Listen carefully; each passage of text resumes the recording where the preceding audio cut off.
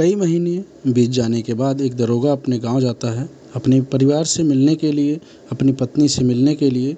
लेकिन ऐसी मुलाकात करने के बाद उसे याद आता है कि किसी को कुछ पैसे भेजने हैं। तभी वह अपने मोबाइल से ट्रांजैक्शन करने की कोशिश कर रहा था, लेकिन ट्रांजैक्शन हो नहीं पाती है। इसलिए वह अपनी पत्नी से मोबाइल मांगता है और पत्नी मोबाइल देने से शुरुआत में इनकार कर देती है। लेकिन जब पति मांग रहा था तो आखिरकार उसको मोबाइल देना पड़ा। मोबाइल देखता है, देखते हुए कहता है कि एक भी यूपीआई चल नहीं रहा है, आखिरकार क्या मामला है? तुम हमेशा से ही अपने मोबाइल से यूपीआई को डिलीट कर देती हो।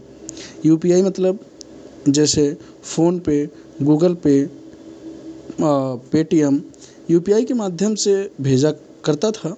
लेकिन पत्नी के मोबाइल में जब नहीं चल रहा था तब वो जिद करने लगता है कि तुम इसमें मोबाइल में यह डाउनलोड करो और चालू करके दो, मुझे कुछ देखना है, मुझे किसी को कुछ भेजना है। जब दरोगा ने अपनी पत्नी से जिद की तो आखिरकार पत्नी को जिद के आगे झुकना पड़ा और वह डाउनलोड करके दे देती है। आखिरकार ट्रांजैक्शन वगैरह कर ली जाती है। जब जो पति होता है वह यही सोच रहा था कि जब भी मैं आता हूँ तब यह जो एप्लीकेशन है वह हमेशा डिलीट रहता है।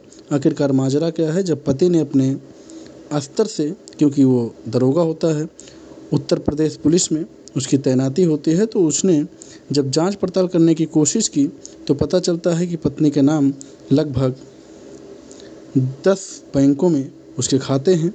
इन 10 खातों की ट्रांजैक्शन देखी जाती है तो उसे पता चलता है कि लगभग 1 करोड़ से ऊपर की ट्रांजैक्शन होती है।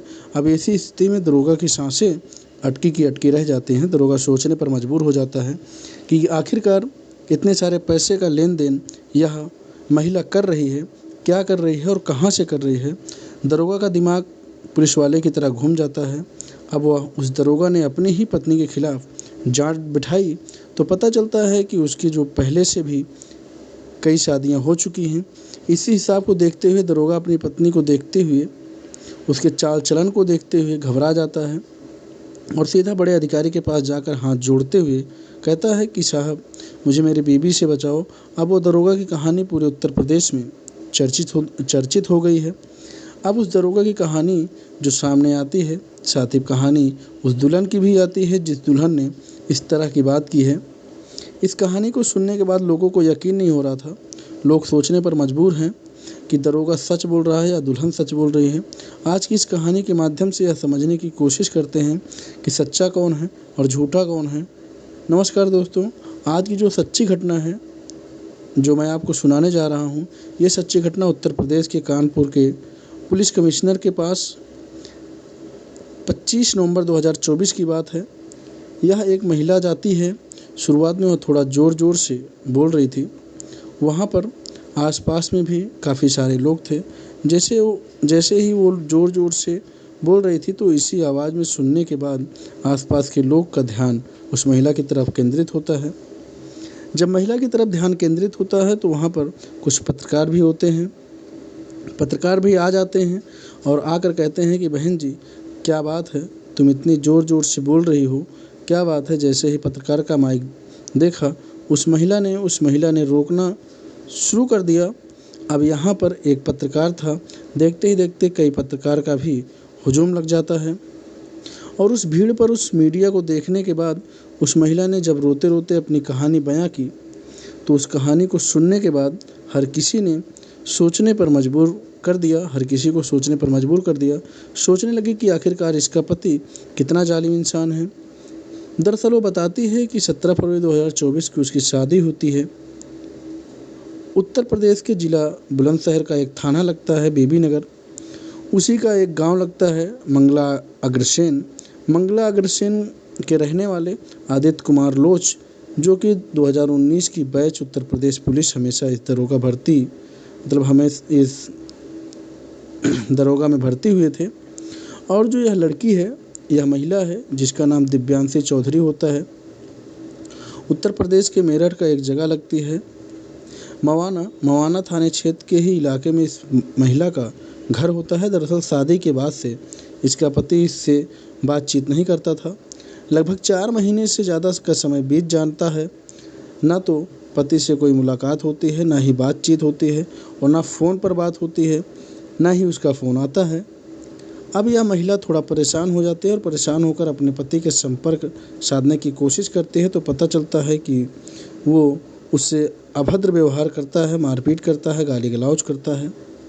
अब इस महिला ने परेशान होने के बाद यह उच्च अधिकारियों के पास जाती है, लेकिन कोई सुनता ही नहीं है। इस महिला ने अपने पति के खिलाफ़, हालाँकि एक सम्मान्य महिला होती है, हालाँकि पढ़ी लिखी होती है, इसने बीएड किया है और उसने पढ़ाई की है, लेकिन अपने ही पति की जब गोपनीय जाँच करती है या कराती है, तो इसकी जाँच में ये आता है कि जो उसका पति है, जो तलाकशुदा होती है, कुछ ऐसी महिलाएं जिनके बच्चे होते हैं, कुछ ऐसी महिलाएं लड़कियों के संपर्क में रहता है, आने के बाद उनसे दोस्ती बनाता है, दोस्ती बनाने के बाद उनसे नज़दीकियां बढ़ाने की कोशिश करता है, उनके साथ शारीरिक संबंध बनाता है, उनकी फ़ोटो, उनकी वीडियो बनाने के बाद उनको लगातार ब्लैकमेल करता है।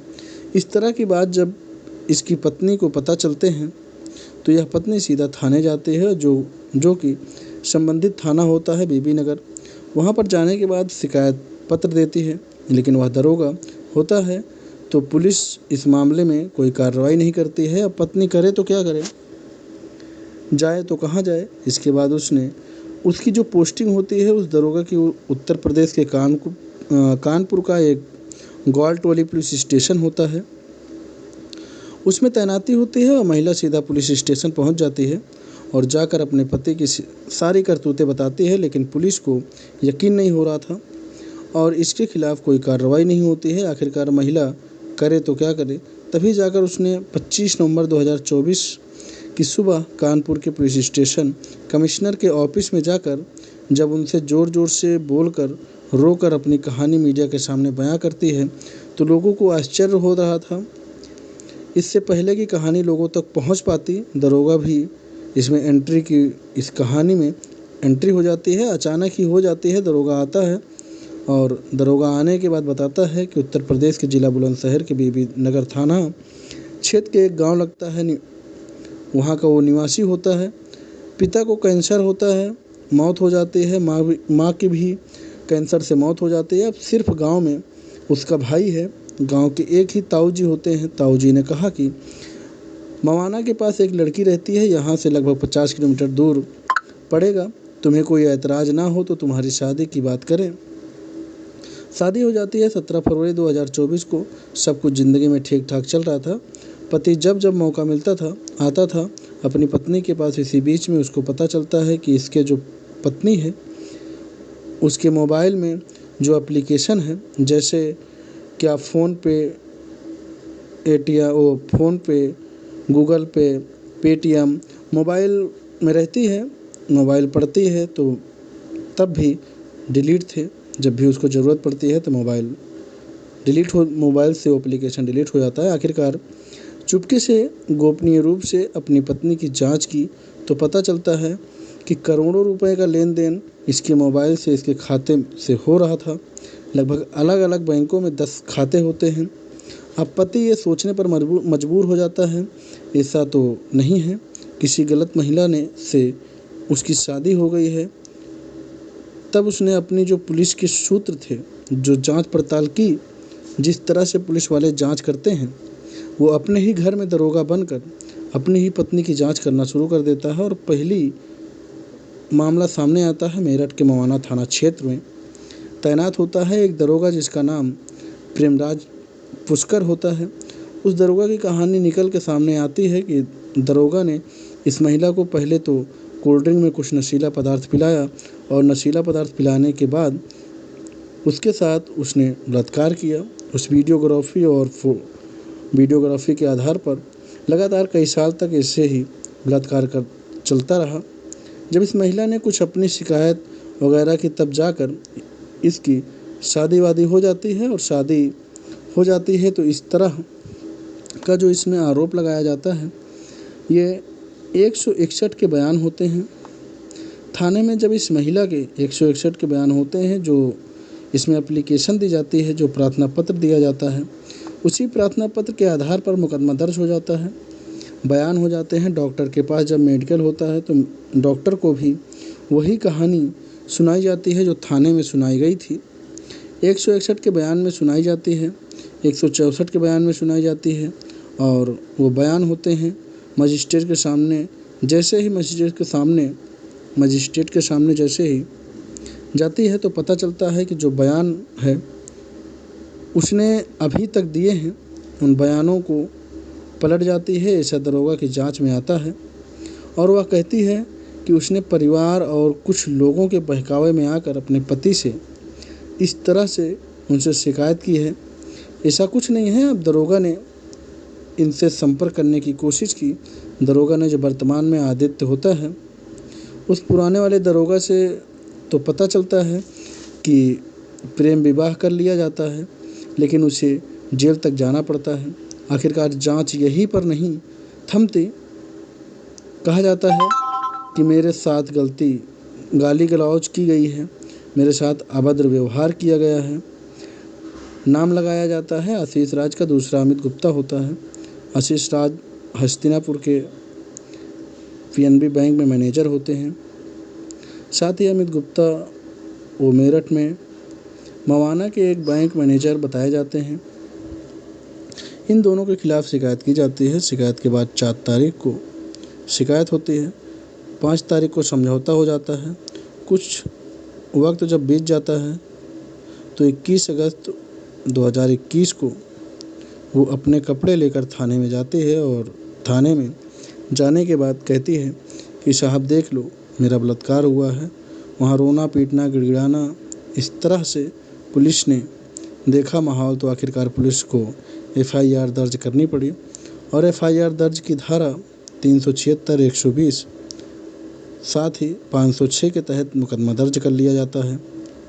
इस महिला ने बताया जाता है कि लगभग 4 शादियां वो कर चुकी है, 2 बैंक मैनेजर से और दरोगा से, फिर एक और दरोगा से 4 शादियां हो चुकी हैं, जिसमें से 2 मामले में शायद इसने कोर्ट में अपने बयान से पूरी तरह से पलट जाती है।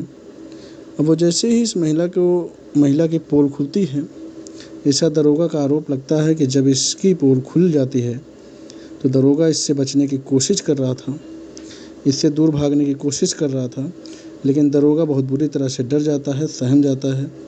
पहले वाले मामले में जेल जाना पड़ता है।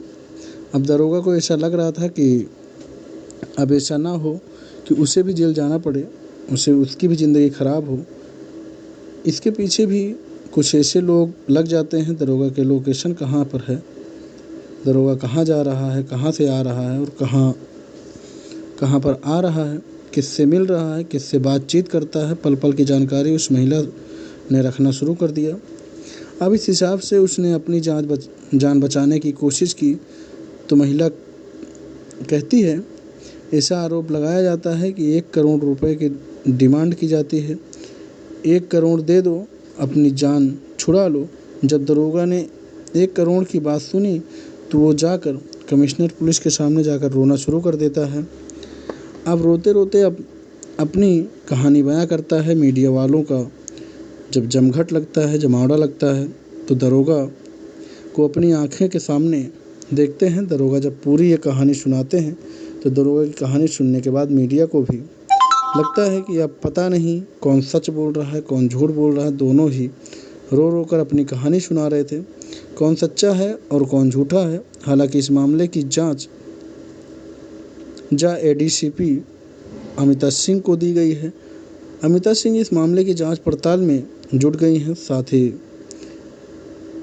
साथ ही डीसीपी सेंट्रल जो कानपुर के हैं दिनेश त्रिपाठी, वो कहते हैं कि दरोगा ने जो हमें अभी तक साक्ष्य उपलब्ध कराए हैं, उन साक्ष्यों के आधार पर यह पता चलता है कि दुल्हन ही लुटेरी है। लेकिन मामले की जांच पड़ताल की जा रही है। इसमें जो दोषी पाया जाएगा उसके खिलाफ कठोर से कठोर कार्रवाई की जाएगी। किसी को भी किसी भी कीमत पर किसी को बख्शा नहीं जाएगा। लेकिन मीडिया में जब इस तरह से खबर आती है तो खबर से लोग बड़े भौचक्के हो जाते हैं और लोग सोचने पर मजबूर हो जाते हैं कि कई तरह के लोग, कुछ ऐसे लोग हैं कि कम से कम इस दरोगा को तो बख्श दिया होता, जिसके माँ और पिता दोनों के ही कैंसर से मर चुके हैं। परिवार में शायद कोई बचा नहीं है। जैसे तैसे शादी भी की होगी। शादी होने के बाद जब उसे पता भी चला होगा, शायद इस महिला को तब अपने आप को बदल लेना चाहिए था। लेकिन जब महिला की बात सुनते हैं तो ऐसा लगता है कि दरोगा न जाने कितनी महिलाओं के साथ अवैध संबंध बना चुका है, कितनी महिलाओं का शोषण कर चुका है, कितनी वीडियो बनाकर उनको वायरल करने की धमकी देता है या वायरल करने की कोशिश करता है। महिला का यह भी आरोप लगाती है कि जो उसकी पूर्व ज़िंदगी के बारे में इसको जो पता चला पहले चल जाता है, इसलिए उसने अपने आप को पीछा छुड़ाने के लिए कुछ इस तरह की कहानियाँ रची है जिस तरह से यह बदनाम हो सके। हालांकि कौन सच्चा है कौन झूठा है पुलिस जांच कर रही है। जांच के बाद ही कहानी स्पष्ट हो सकेगी। दोस्तों, इस पूरे घटनाक्रम को सुनाने का उद्देश्य किसी को परेशान करना नहीं है, किसी को दिल दुखाना नहीं है, बाकी आपको सजग करना है और आपको जागरूक करना है, आपको सचेत करना है। तो दोस्तों, अगर आपकी हमारी यह कहानी आपको पसंद आई हो तो दोस्तों आप मेरे चैनल को सब्सक्राइब ज़रूर करना, वीडियो को शेयर ज़रूर करना और वीडियो को लाइक ज़रूर करना। धन्यवाद।